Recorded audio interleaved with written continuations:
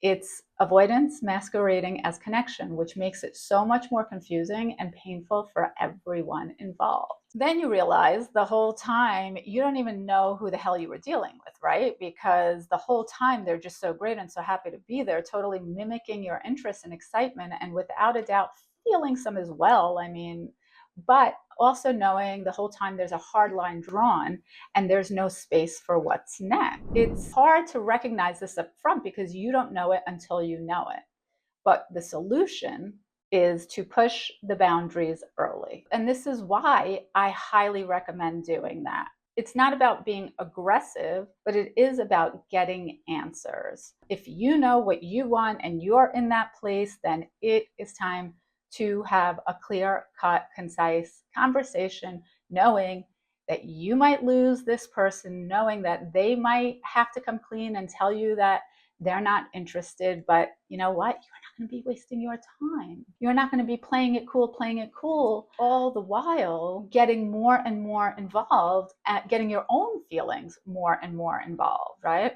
Push that boundary sooner than later if you feel it and you want to see where things stand, because the longer you sit in the unknown with somebody like this, the more you're going to gain feelings. And they've always known they're only taking things so far. In the meantime, they're just utilizing you for how you make them feel, for the fact that they can be useful and helpful, for the fact that they feel liked and accepted because you're enjoying the pleasure of how they are making you feel. The real way to see through these people is to watch how their actions align with their words. That is the most important part. This is really, really seriously a case where actions do not, I repeat, do not speak louder than words. It is really important to make sure that somebody's actions are aligned with their words and their intentions. A lot of times when people come to me as, with an insecure attachment style, they are coming to me wanting to be secure, thinking that like being secure means you don't experience pain, you don't experience hurt, you don't experience like these feelings. Of course you do. Of course, everybody experiences pain. Everybody loves someone and loses them. Everybody gets rejected, right? And if you are not, then you're not living at all. So the idea that you're going to avoid pain is kind of ridiculous. It's just how quickly you jump back from it. And it's also about what you make it mean about you. If you are making it mean that you don't deserve love because somebody rejected you, that is, going to be a lifelong problem. If you recognize that, all right, this thing didn't work out, it's all for the best, this wasn't my person anyway, I discovered all these things in this interaction that I'm going to continue to talk about, life goes on. So I found that out sooner than later, still with a little bit of a, oh, what? You did all these things, but you never intended to do the thing? Like, what the fuck has been going on this whole time? It's hard because in the situation where I discovered this, I will say things went in a perfect way in that I got the information I needed in a timely manner before I got caught up. But it only happened because the boundary got pushed and I cognizant, like with the full, complete, total intention, pushed the boundary to see where this was going. Maybe could have been a little bit more clear communication up front. Part of the fun of dating, right? It's the discovery phase, the where is this going? But if you want to experience more of that discovery phase, if you don't want to push, if you want to let things kind of play themselves out, you have to be able to take the fact that it might not go the way that you want, and you have to be able to deal with the rejection of it. For me, it didn't go like the way that I wanted and that I hoped that this was a real connection, but in actuality went exactly how I wanted it to go, because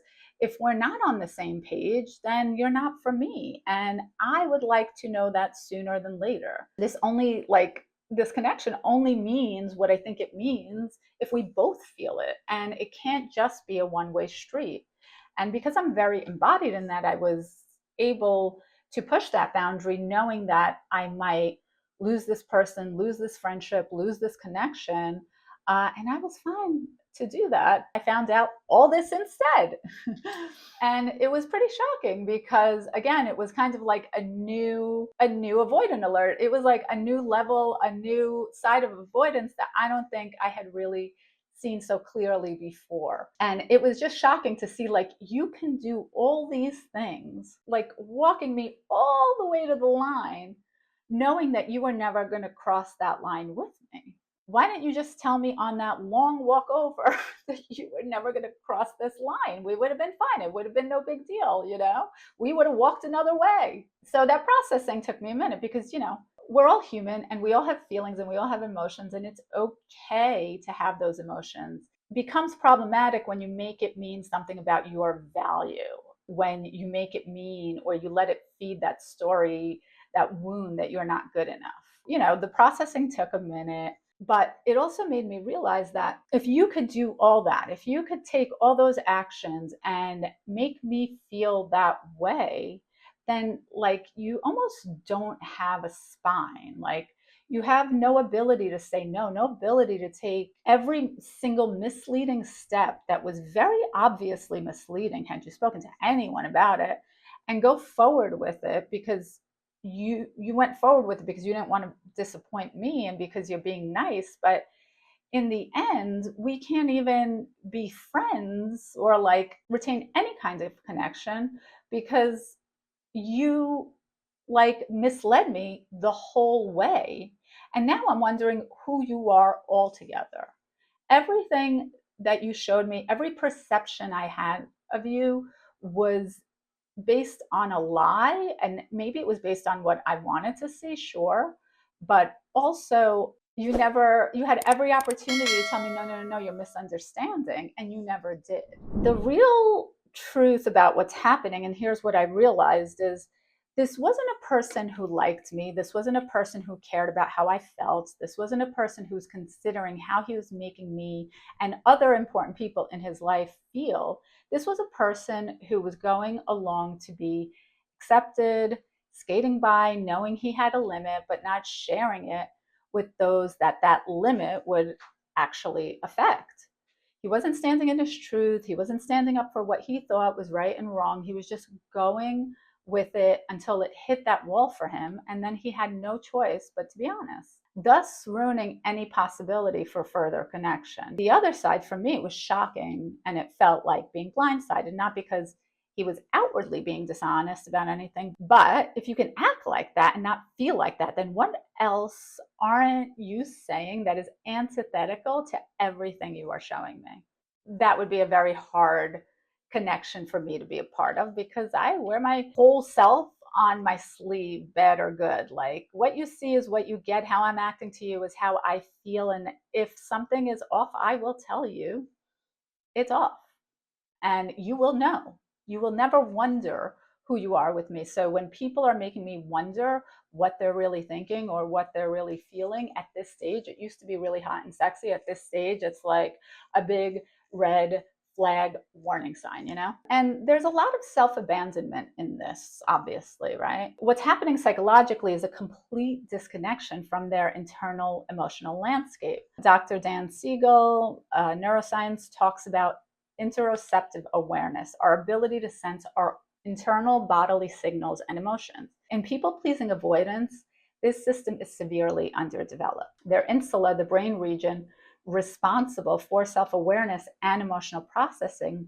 basically went offline during childhood to survive emotional neglect or overwhelming responsibility. They learned that their feelings didn't matter, only other people's did. So they literally cannot access what they want or feel in real time. This is the same mechanism that has avoidance pulling out just before the engagement or just before you move in together. They seem great, everything seems fine, and then they just can't do it because the whole time they never checked in with themselves. They were just doing what was expected, and as long as everyone was happy, it was fine. But they were never taught to also consider how they felt and that it was okay to say that out loud.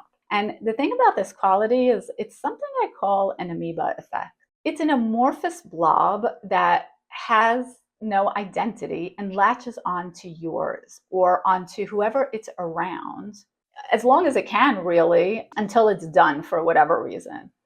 You don't really know who these people are because they don't know who they are, or they lack so much confidence that they don't think their feelings are important enough to share. And I'm not saying this from a sense of trying to be mean to avoidance, but this quality becomes like that.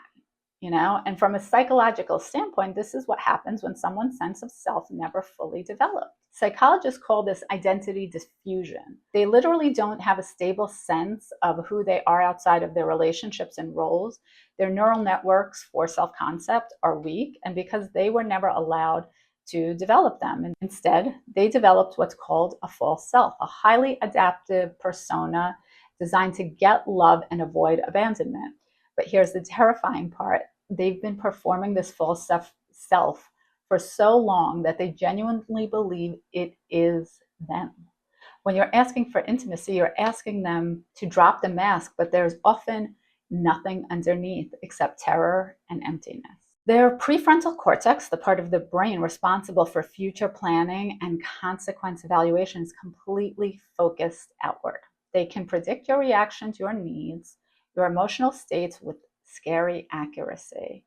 I mean, this person, I would cough and this person would be staring at the television and pick up a glass of water and hand it to me and never even look up or look back. He was on top of it. And that made me feel really cared for and thought about, right? But when it comes to predicting their own feelings or the consequences of their people-pleasing behavior, that system is offline. This is why they can seem so emotionally intelligent about everyone else's feelings while being completely blind to the damage that they're causing. They're literally operating with half a brain. The half that monitors others is hyperactive, while the half that should be monitoring themselves is dormant. Here's the reality, the really tragic part. When that well finally appears and they have to be honest, they're often just as shocked as you are because they genuinely weren't consciously planning to mislead you. They were just following their nervous system's programming to avoid their own reality at all costs. At the end of the day, people-pleasing avoidants aren't trying to hurt you. Their nervous system is literally wired to avoid their own needs while hyper-attuning to yours. But understanding the psychology doesn't mean you have to accept the behavior. Your job isn't to fix their attachment style, it's to protect your own emotional well-being by recognizing the pattern early and having these hard conversations before you're in too deep. Because at the end of the day, love without authenticity isn't love at all. It's just two people avoiding themselves together. And that's not the love any of us deserve. If you like what you heard today, please go ahead and subscribe, drop a comment. I'd love to interact with you and answer any questions you have. And check the more box because all of my links for my work that we could do together is there.